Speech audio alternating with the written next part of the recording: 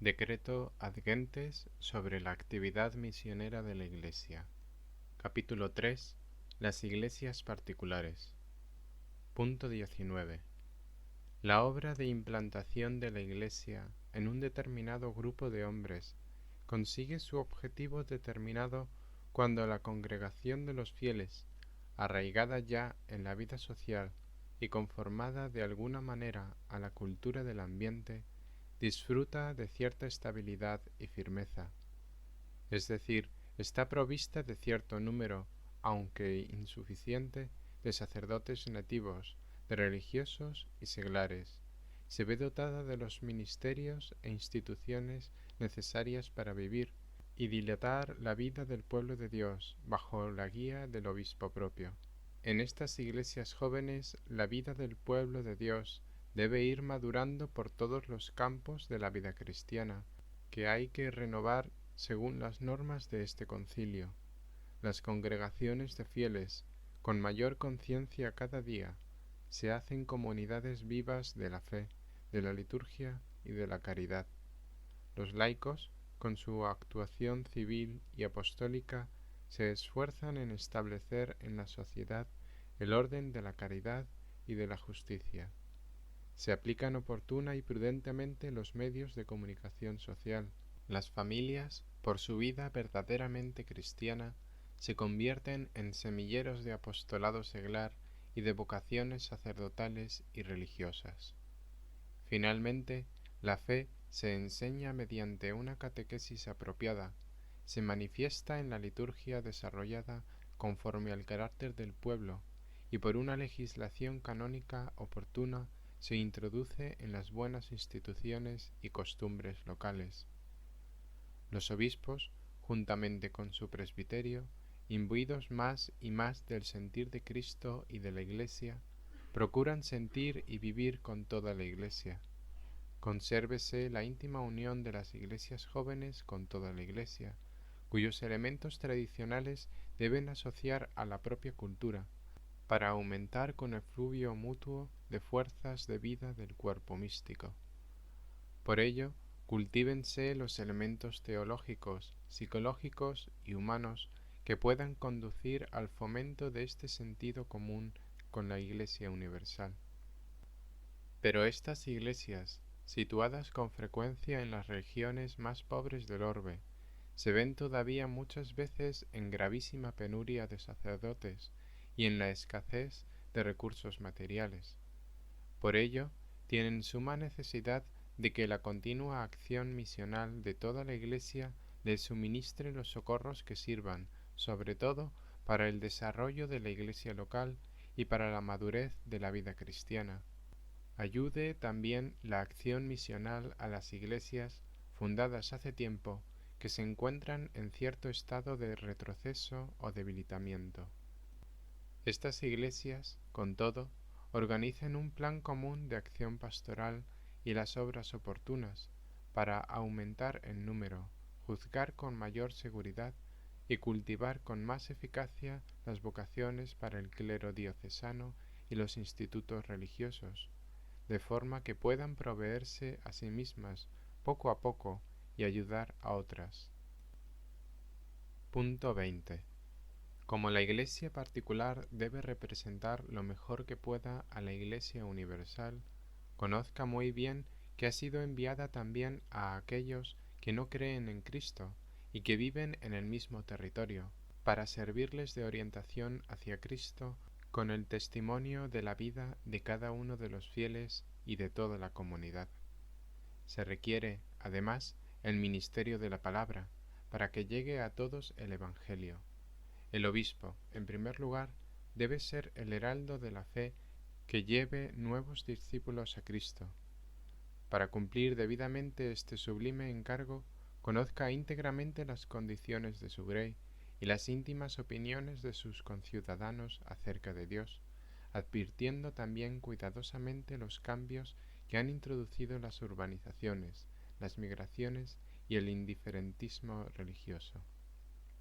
Emprendan fervorosamente los sacerdotes nativos la obra de la evangelización en las iglesias jóvenes, trabajando a una con los misioneros extranjeros, con los que forman un presbiterio aunado bajo la autoridad del obispo, no sólo para apacentar a los fieles y celebrar el culto divino, sino también para predicar el Evangelio a los infieles. Estén dispuestos y cuando se presente la ocasión, ofrézcanse con valentía a su obispo para emprender la obra misionera en las regiones apartadas o abandonadas de la propia diócesis o en otras diócesis. Inflámense en el mismo celo los religiosos y religiosas, e incluso los laicos para con sus conciudadanos, sobre todo los más pobres. Preocúpense las conferencias episcopales de que en tiempos determinados se organicen cursos de renovación bíblica, teológica, espiritual y pastoral, para que el clero, entre las variedades y cambios de vida, adquiera un conocimiento más completo de la teología y de los métodos pastorales. Por lo demás, obsérvese reverentemente todo lo que ha establecido este concilio, sobre todo en el decreto del ministerio y de la vida de los presbíteros. Para llevar a cabo esta obra misional de la Iglesia particular se requieren ministros idóneos, que hay que preparar a su tiempo de modo conveniente a las condiciones de cada Iglesia. Pero como los hombres tienden cada vez más a reunirse en episcopales, establezcan las normas comunes para entablar diálogo con estos grupos. Y si en algunas regiones se hallan grupos de hombres que se resisten a abrazar la fe católica porque no pueden acomodarse a la forma especial que haya tomado allí la Iglesia, se desea que se les atienda particularmente hasta que puedan juntarse en una comunidad todos los cristianos. Cada obispo llame a su diócesis a los misioneros que la sede apostólica pueda tener preparados para este fin, o recíbalos de buen grado y promueva eficazmente sus empresas. Para que este celo misional florezca entre los nativos del lugar, es muy conveniente que las iglesias jóvenes participen cuanto antes activamente en la misión universal de la Iglesia, enviando también ellos misioneros que anuncien el Evangelio por toda la tierra, aunque sufran escasez de clero. Porque la comunión con la Iglesia universal se completará de alguna forma cuando también ellas participen activamente del esfuerzo misional para con otros pueblos. Punto 21. La Iglesia no está verdaderamente fundada, ni vive plenamente, ni es signo perfecto de Cristo entre las gentes, mientras no exista y trabaje con la jerarquía un laicado propiamente dicho, porque el Evangelio no puede penetrar profundamente en la mentalidad, en la vida y en el trabajo de un pueblo sin la presencia activa de los laicos. Por tanto, desde la fundación de la Iglesia hay que atender, sobre todo, a la constitución de un laicado cristiano maduro, pues los fieles seglares pertenecen plenamente al mismo tiempo al pueblo de Dios y a la sociedad civil. Pertenecen al pueblo en que han nacido, de cuyos tesoros culturales empezaron a participar por la educación, a cuya vida están unidos por variados vínculos sociales, a cuyo progreso cooperan con su esfuerzo en sus profesiones, cuyos problemas sienten ellos como propios y trabajan por solucionar.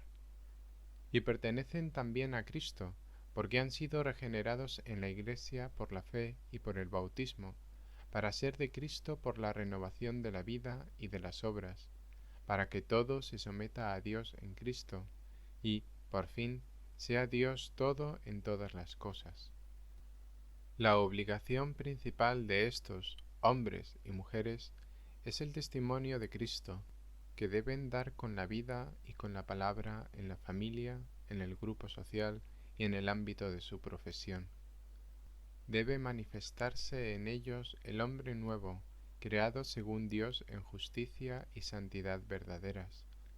Han de reflejar esta renovación de la vida en el ambiente de la sociedad y de la cultura patria, según las tradiciones de su nación. Ellos tienen que conocer esta cultura, restaurarla y conservarla, desarrollarla según las nuevas condiciones y, por fin, perfeccionarla en Cristo, para que la fe de Cristo y la vida de la Iglesia no sea ya extraña a la sociedad en que viven, sino que empiece a penetrarla y transformarla. Únanse a sus conciudadanos con verdadera caridad, a fin de que en su trato aparezca el nuevo vínculo de unidad y solidaridad universal, que fluye del misterio de Cristo.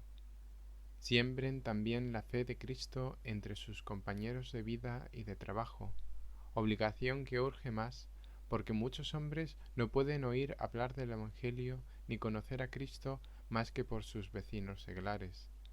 Más aún, donde sea posible, estén preparados los laicos para cumplir la misión especial de anunciar el Evangelio y de comunicar la doctrina cristiana, en una cooperación más inmediata con la jerarquía para dar vigor a la Iglesia naciente. Los ministros de la Iglesia, por su parte, aprecien grandemente el laborioso apostolado activo de los laicos. Fórmenlos para que, como miembros de Cristo, sean conscientes de su responsabilidad en favor de todos los hombres. Instrúyanlos profundamente en el misterio de Cristo, inícienlos en métodos prácticos y asístanles en las dificultades, según la Constitución Lumen Gentium y el decreto Apostolicam Actuositatem. Observando, pues, las funciones y responsabilidades propias de los pastores y de los laicos, toda iglesia joven dé testimonio vivo y firme de Cristo, para convertirse en signo brillante de la salvación que nos vino a través de él. Punto 22. La semilla, que es la palabra de Dios, al germinar absorbe el jugo de la tierra buena, regada con el rocío celestial, y lo transforma y lo asimila para dar al fin fruto abundante. Ciertamente, a semejanza del plan de la Encarnación, las iglesias jóvenes, radicadas en Cristo y edificadas sobre el fundamento de los apóstoles, toman, en intercambio admirable, todas las riquezas de las naciones que han sido dadas a Cristo en herencia. Ellas reciben de las costumbres y tradiciones, de la sabiduría y doctrina, de las artes e instituciones de los pueblos, todo lo que puede servir para expresar la gloria del Creador, para explicar la gracia del Salvador y para ordenar debidamente la vida cristiana. Para conseguir este propósito es necesario que en cada gran territorio sociocultural se promuevan los estudios teológicos por los que se sometan a una nueva investigación, a la luz de la tradición de la Iglesia Universal, los hechos y las palabras reveladas por Dios, consignadas en las Sagradas Escrituras y explicadas por los padres y el magisterio de la Iglesia. Así aparecerá más claramente por qué caminos puede llegar la fe a la inteligencia, teniendo en cuenta la filosofía y la sabiduría de los pueblos, y de qué forma pueden compaginarse las costumbres, el sentido de la vida y el orden social con las costumbres manifestadas por la divina revelación. Con ello se descubrirán los caminos para una acomodación más profunda en todo el ámbito de la vida cristiana. Con este modo de proceder se excluirá toda clase de sincretismo y de falso particularismo. Se acomodarán la vida cristiana a la índole y al carácter de cualquier cultura, y serán asumidas en la unidad católica las tradiciones particulares, con las cualidades propias de cada raza, ilustradas con la luz del Evangelio. Por fin, las iglesias particulares jóvenes, adornadas con sus tradiciones, tendrán su lugar en la comunión eclesiástica, permaneciendo íntegro el primado de la cátedra de Pedro, que preside a la Asamblea Universal de la Caridad. Es, por tanto, conveniente que las conferencias episcopales se unan entre sí dentro de los límites de cada uno de los grandes territorios socioculturales, de suerte que puedan conseguir de común acuerdo este objetivo de la adaptación.